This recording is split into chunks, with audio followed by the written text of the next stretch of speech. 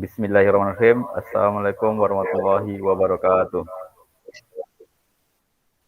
Alhamdulillahirabbil alamin. Wassalatu wassalamu ala asrofil anbiya'i wal mursalin wa ala alihi washabihi rasulillah ajmain.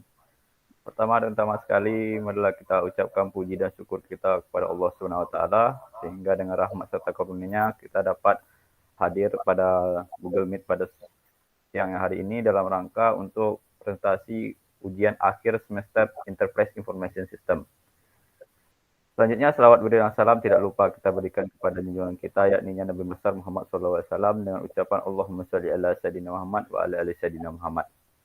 Baik, dalam kesempatan kali ini kami dari kelompok 4 yang beranggotakan saya, Latiful Nazaf, Marlina Zafira, dan Ramadhani Fitrah akan mempresentasikan tugas akhir kami yang dengan materi My SAP Technologies Modul.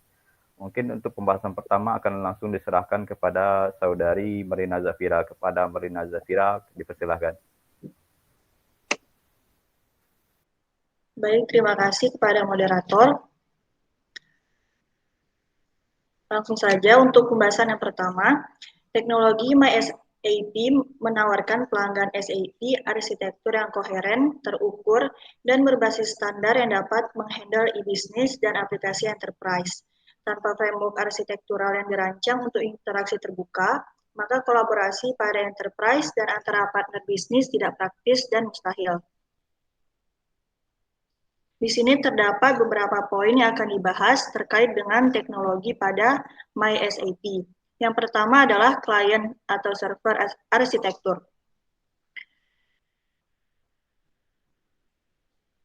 Sebagai sebuah solusi bisnis, MySAP tentu mempunyai teknologi yang tidak biasa. SAP merancang teknologi MySAP sebagai framework yang terbuka, fleksibel, dan menyediakan tampilan standar untuk produk pihak ketiga. Dengan begitu, SAP dapat menyediakan solusi e-bisnis sesuai dengan kebutuhan pelanggan dan partner bisnis. SAP menggunakan konsep object-oriented dan client-server arsitektur. Pada client-server arsitektur yang dahulu, hubungan antara klien dan server sangat erat, hingga tidak semua klien bisa melakukan request dan server bisa menyediakan. Tapi sekarang sudah service-oriented arsitektur, yang mana tidak peduli seperti apa keadaan di sana, klien tetap bisa melakukan request melalui apa saja selama servisnya tersedia. Pada dasarnya, ada dua view berbeda untuk konfigurasi sistem SAP, yaitu hardware-oriented views dan software-oriented views. Untuk hardware-oriented views, sudut pandangnya lebih berfokus pada bentuk fisik atau luar. Hal ini merujuk ke user dapat melihat jaringan yang terhubung dengan data, memori atau tempat penyimpanan, dan sumber daya yang digunakan untuk konfigurasi workstation dan klien. Adapun untuk software-oriented views lebih berfokus kepada pemrosesan bagian dalam komputer yang digambarkan sebagai work process atau sekumpulan proses. Hal ini merujuk ke user dapat melakukan pemrosesan melalui komponen software atau perangkat lunak dari klien ke satu work process dan adanya feedback dari server ke work process yang lainnya. Berikutnya adalah single level dan multi-level configuration. Di sini terdapat 3 layer atau 3 lapisan pemrosesan yang dibutuhkan untuk mengoperasikan perangkat lunak atau software aplikasi bisnis. Yang pertama adalah presentation process atau layer. Layer atau server ini berhubungan dengan output atau keluaran yang memunculkan hasil pemrosesan sistem atau menampilkan hasil. Output tersebut misalnya berupa tampilan antarmuka pengguna atau GUI, atau dengan kata lain, layer ini merupakan tampilan aplikasi yang dapat dilihat oleh pengguna. Kemudian, layer yang kedua adalah application process atau layer. Layer ini berhubungan dengan pemrosesan sistem yang bekerja secara background. Layer ini berhubungan dengan aktivitas program yang dijalankan sesuai dengan fungsi dari program aplikasi tersebut. Contohnya adalah mengeksekusi atau menjalankan program aplikasi. Kemudian layer yang ketiga adalah database proses atau layer yang merupakan pengelolaan dan pengaturan penyimpanan data secara menyeluruh.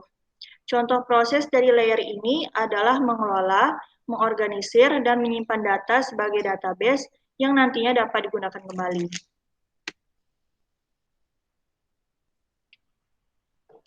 Selanjutnya terdapat 3 jenis konfigurasi yang akan dijelaskan oleh Rahmat Daniel. Pada Daniel disilakan. Baiklah, dari sisi layer pada konfigurasi, terdapat 3 jenis konfigurasi tergantung pada jumlah layer yang digunakan, yaitu yang pertama single tier konfigurasi. Pada single tier konfigurasi, setiap proses, presentasi, aplikasi, dan database dijalankan oleh satu komputer. Bentuk seperti ini lebih mirip dengan pemrosesan mainframe atau pengolahan data dalam skala besar dan biasanya digunakan untuk pengujian dan demonstrasi dan juga ada kemungkinan mengakibatkan pemrosesan secara melambat. Sistem menjadi melambat. Yang kedua itu two-tier konfigurasi. Biasanya diimplementasikan menggunakan server khusus yang bertanggung jawab hanya untuk formatting grafik interface. Contohnya, banyak pengguna SAP menjalankan proses SAP GUI pada Windows PC. Dalam konfigurasi ini, jumlah user dapat ditingkatkan dengan memaintain performa baik dan menghindari kenaikan biaya yang substansial. Muatan yang berasal dari proses presentasi didistribusikan kepada beberapa komputer front-end dan tidak mempengaruhi performa dari database. Jika jumlah user melebihi batas tertentu, performa terpengaruh sangat kuat dan hardware tambahan dibutuhkan. Contohnya, pendistribusian proses aplikasi ke beberapa host. Next. Yang ketiga itu three-tier konfigurasi. Setiap layer berjalan pada hostnya masing-masing. Konfigurasi ini mudah diukur. Untuk meningkatkan performa pada konfigurasi ini, tambahan sekelompok user dibutuhkan. Pada kelompok ini, hanya minimum jumlah transaksi dibutuhkan. Contohnya, sekelompok pembeli dan sekelompok clerk. Setiap grup ditugaskan kepada server tertentu. Contohnya, server untuk aplikasi dibutuhkan untuk departemen pembelian, lainnya untuk departemen penjualan, dan aplikasi layar performa ditingkatkan. Yang selanjutnya itu data struktur of SAP system. Terdapat 3 komponen untuk SAP pada struktur, yaitu the client, yaitu data unit tertentu dalam sistem SAP, bisnis, organisasi, dan data, dan tidak dapat mengakses data klien yang lain atau privat. Yang selanjutnya custom data, setting atau option yang dapat diakses oleh klien yang lain. Selanjutnya penyesuaian meliputi struktur organisasi, parameter, dan nilai default untuk transaksi SAP. Repository, pusat penyimpanan, apa storage, meliputi dictionary object, tablet, data elemen, domain, dan sebagainya. Seluruh program ABAP, program, menu, dan screen. Selanjutnya perubahan di repository akan berdampak ke seluruh klien. Yang selanjutnya itu change management. Change management sistem SAP adalah software bisnis standar yang perlu dilakukan penyesuaian dan dengan kebutuhan spesifik perusahaan, tidak hanya bila sistem tersebut diimplementasikan. Untuk menghindari inkonsistensi, SAP merekomendasikan untuk menggunakan 3 system landscape, yaitu development, quality assurance, dan production. Ya, selanjutnya akan dibahas oleh Saudara Latif. Baik, terima kasih kepada Saudara Daniel. Saya akan menjelaskan tentang materi selanjutnya, yaitu tentang SAP Transaction. Transaction adalah sebuah proses yang terdiri dari beberapa instruksi atau bagian yang dikelompokkan berdasarkan fungsinya. Transaction memiliki 4 karakter utama yang disebut dengan konsep ACID, yaitu automatic, transaksi berhasil atau tidak berhasil. Kedua, konsisten, hasilnya akurat dan konsisten antar proses. Ketiga, isolate, atau antara transaksi tidak bisa saling melihat. Ya, dan terakhir, durable, atau hasil transaksi disimpan secara permanen di bank data. Selanjutnya itu ABAP atau Advanced Business Application Programming Language adalah bahasa pemrograman khusus untuk SAP. ABAP Dictionary berisi definisi field-field yang ada di sistem SAP, termasuk kode-kode program dan definisi variabel program. Dan dapat dilihat untuk ABA sendiri pada gambar yang di sebelah kanan, pada gambar 5, itu ada gambar ABAP Dictionary. Lanjut. Oke, selanjutnya itu ada di sini dibahas juga 3 buah komponen, yaitu field definition, data record interval, dan generating information. Field definition itu adalah unit terkecil untuk mewakili informasi yang berkaitan dengan bisnis. Definisi yang diperlukan untuk bidang meliputi jumlah karakter yang mungkin panjang field dan jenis karakter atau numerik, alpha-numerik. Data record interval, bidang pada baris yang sama membentuk data record. Bidang di garis memiliki hubungan yang unik atau entity.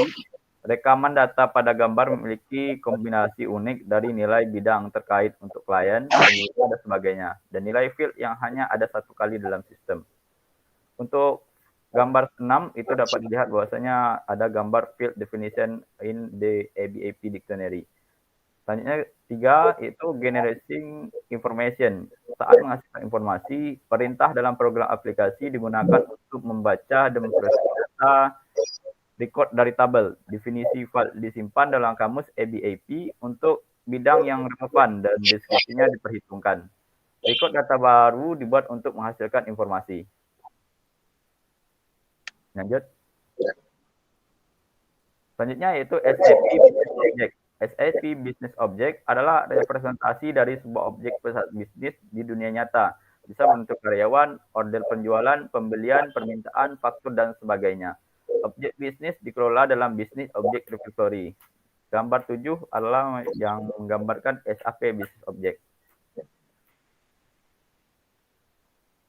Selanjutnya itu SAP Business Framework. SAP Business Framework adalah kerangka untuk memungkinkan integrasi teknis dan pertukaran data bisnis antara komponen SAP dan antara komponen SAP dan non-SAP.